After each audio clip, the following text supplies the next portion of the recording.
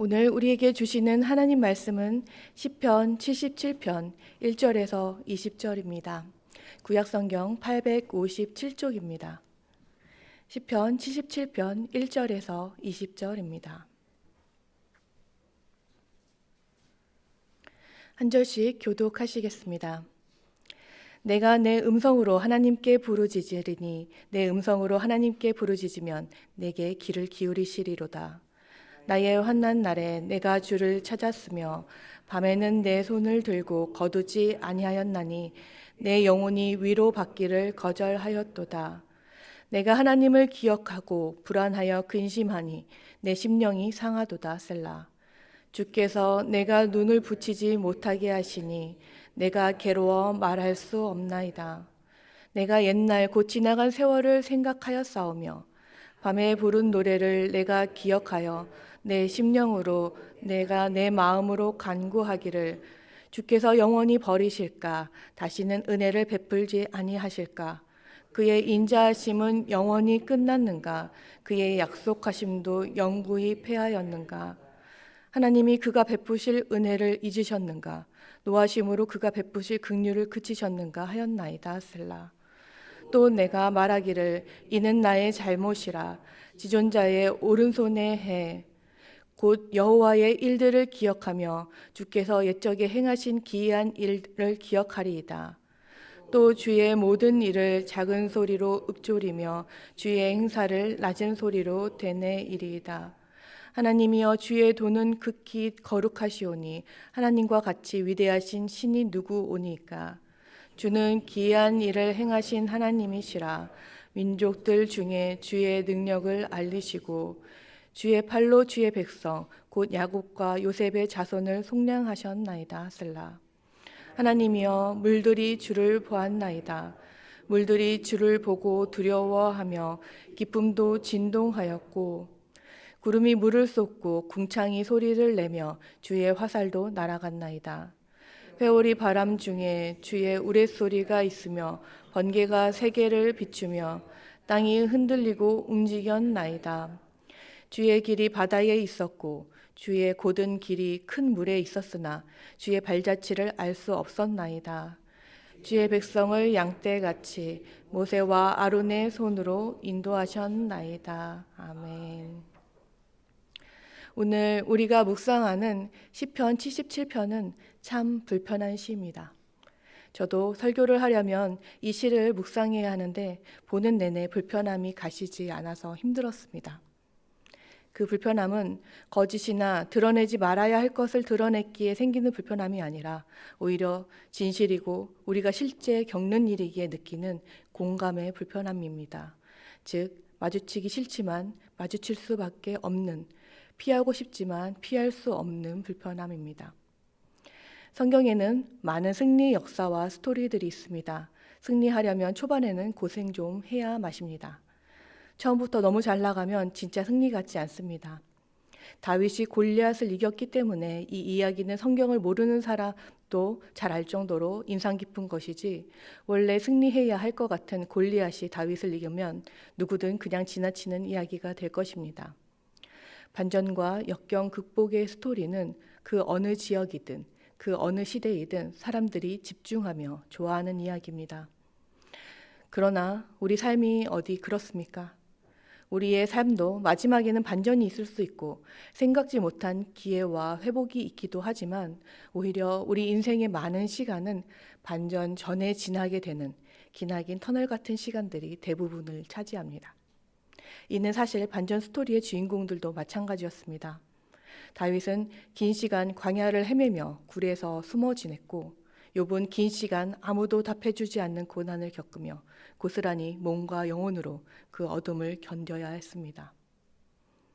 우리는 누구나 어느 정도의 차이는 있지만 고난의 시간들을 겪습니다. 그리고 그 고난의 시간 중에 성공, 재기, 발전을 꿈꾸기는 어렵습니다. 다윗이 사울을 피해 굴에서 숨어 있을 때 나중에 사울을 제치고 왕이 될 것을 꿈꿨기에 벼텄겠습니까? 욥이 제 가운데 앉아서 질그릇 조각으로 몸을 긁을 때 나중에 소유가 갑절이 될 것을 꿈꿨기에 버텼겠습니까? 아닙니다. 그 긴 고난 중에 그런 생각이 들지 않습니다. 나는 나중에 잘 될 거니까 이 고난을 견뎌야 해. 이런 마음이 들지 않습니다.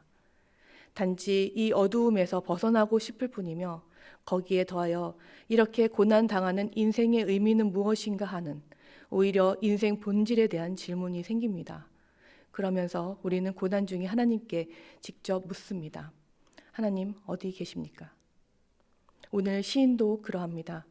깊은 시름과 근심 속에서 하나님을 찾고 있습니다.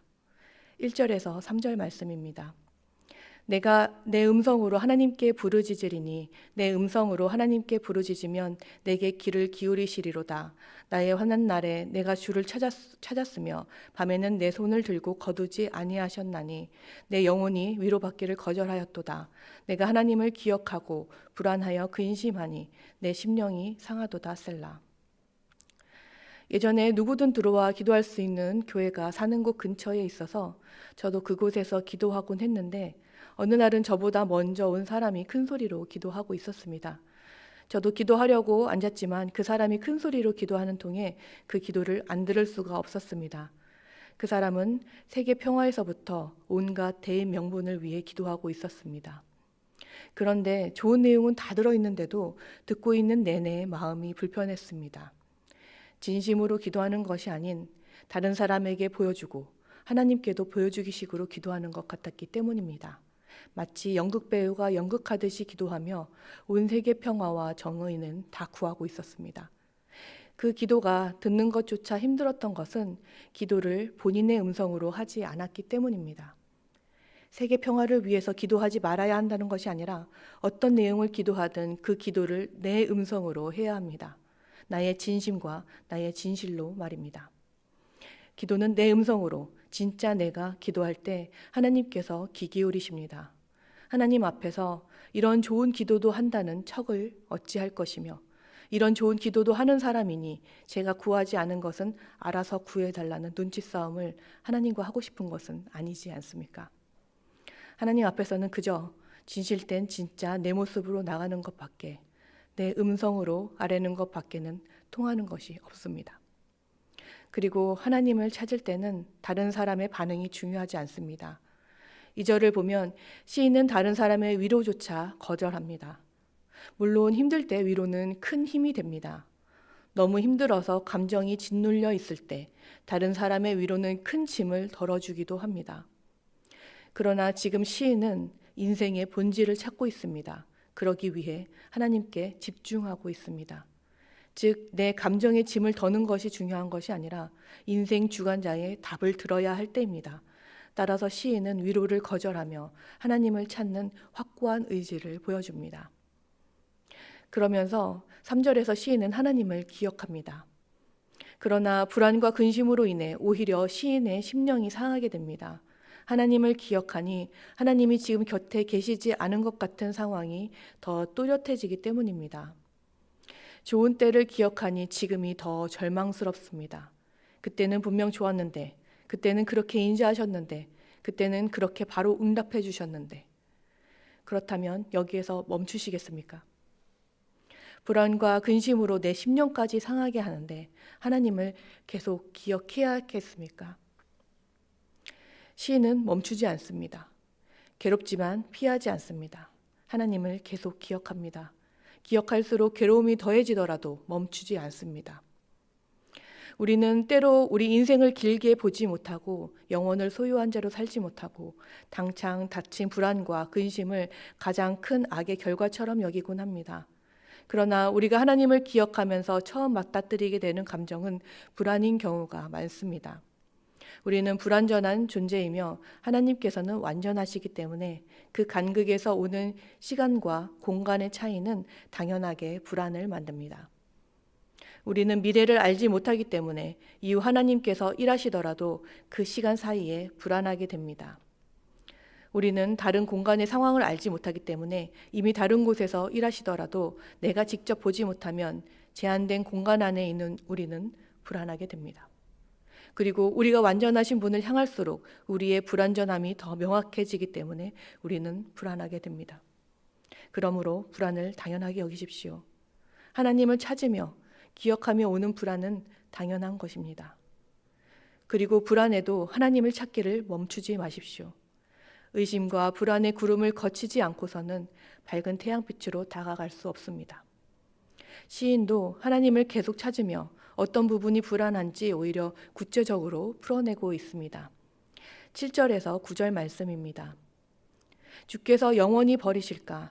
다시는 은혜를 베풀지 아니하실까? 그의 인자하심은 영원히 끝났는가? 그의 약속하심도 영구히 폐하였는가? 하나님이 그가 베푸실 은혜를 잊으셨는가?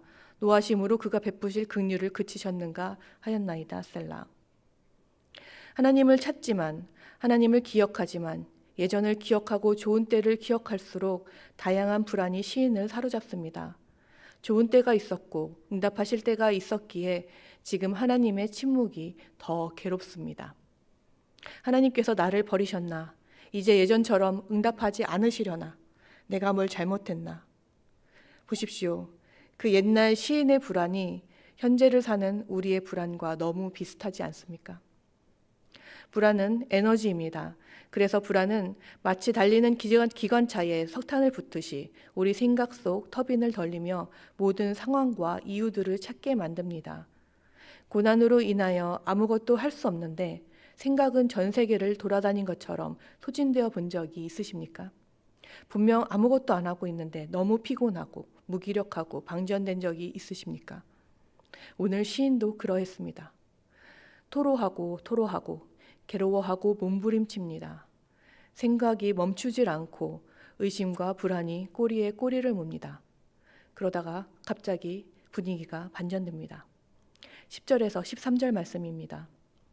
또 내가 말하기를 이는 나의 잘못이라 지존자의 오른손의 해 곧 여호와의 일들을 기억하며 주께서 옛적에 행하신 기이한 일을 기억하리이다. 또 주의 모든 일을 작은 소리로 읊조리며 주의 행사를 낮은 소리로 되뇌이리이다. 하나님이여 주의 도는 극히 거룩하시오니 하나님과 같이 위대하신 신이 누구니까. 긴 불안과 의심의 구름이 걷히고 갑자기 태양이 뜬 것 같습니다. 시인은 하나님을 찾다가 이 불안의 원인이 흔들리는 하나님 때문이 아니라 흔들리는 자신 때문이라는 것을 깨닫습니다. 예전과 다르게 하나님의 마음이 바뀌고 하나님의 약속이 바뀌고 인자하시던 하나님이 노하기 때문이 아니라, 즉 하나님이 흔들리고 계신 것이 아니라 자신이 흔들리고 있다는 것을 깨닫게 된 것입니다. 이는 하나님을 찾을 때 결국 깨닫게 되는 이로움입니다. 하나님을 계속 찾다가 진정 하나님의 속성을 깨닫게 되니 그분은 변개치 않으시는 분이고 상황과 자신의 상태에 따라 흔들리는 가벼운 분이 아님을 깨닫게 된 것입니다. 하나님은 흔들리지 않는 분이니 결국 이 흔들림은 시인 자신으로부터 오는 것이었습니다. 10절에서 또 내가 말하기를 이는 나의 잘못이라 라고 시인은 고백하고 있습니다. 그런데 여기에서 조심해야 할 것이 있습니다. 여기까지 깨닫게 되면 이제는 자신의 부족함과 흔들림으로 인해 한없이 추락할 수 있습니다. 하나님을 찾다가 정작 자기 자신에게 집중하게 되면 안 됩니다. 나는 왜 이것밖에 안 되는 거야? 그런 마음이 들면 더 어두운 동굴에 갇히게 됩니다. 그저 인정하십시오. 시인도 인정하고 있지 않습니까? 이는 나의 잘못이라. 이 둘 사이에 큰 차이가 없는 것 같지만 실제로는 천국과 지옥의 간극이 있습니다. 왜냐하면 그 사이에 인간의 연약함과 불완전함을 인정하느냐 하지 않느냐의 전제가 있기 때문입니다. 인간의 불완전함, 즉 나의 불완전함을 인정하지 않고 내가 인생 주관자의 자리에 앉게 되면 내 부족함과 흔들림으로 인해 절망만 하게 됩니다. 그저 인정하십시오. 나는 주관자가 되지 못합니다. 나는 잘못을 저지르는 사람입니다. 그러나 하나님은 흔들림이 없는 분입니다.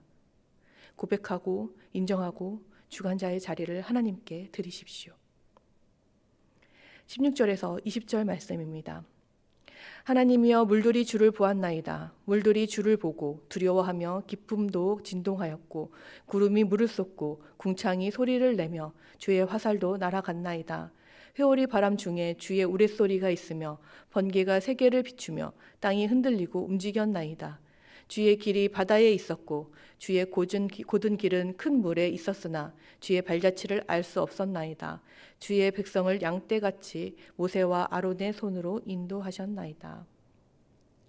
시인은 출애굽 때의 홍해 사건으로 하나님의 일을 기억하며 읊조리고 있습니다. 홍해 사건은 애굽 지역의 일만이 아니고 야곱과 요셉 자손만의 일도 아닙니다. 16절에서부터 보듯이 물이 하나님의 말씀을 따랐고 회오리 바람이 따랐습니다. 번개와 땅을 움직이셨습니다. 그리하여 생긴 바다에 있던 길은 분명 주의 길이었지만 주의 발자취는 없었다고 했습니다. 홍해 사건을 기억하며 보니 이는 사람의 힘으로 할 수 있는 것이 아니었습니다. 자연들이 자신의 평소 모습을 거슬러 움직였고 놀라운 일들이 일어났습니다. 그리고 자연이 움직였기 때문에 그 지역만의 일도 아닙니다. 전 세계가 연결되어 있는 물이 주를 보고 두려워하였다고 합니다. 그 물도 두려워하는 하나님은 그 지역의 얽매인 분도, 그 시기에 얽매인 분도, 그 민족의 얽매인 분도 아닙니다. 지금 당장 이곳 내게도 역사하실 수 있는 분이십니다. 그런데 그분의 발자취는 알 수 없습니다. 그렇게 대단한 홍해 사건에도 그분의 발자취는 없었습니다. 인간으로서는 하나님의 발자취조차 찾기 힘들 만큼 인간은 부족합니다. 그리고 하나님께서는 놀라운 일을 하셔서 놀라운 일을 하셔도 무엇을 남기거나 드러내지 않으실 만큼 심오합니다.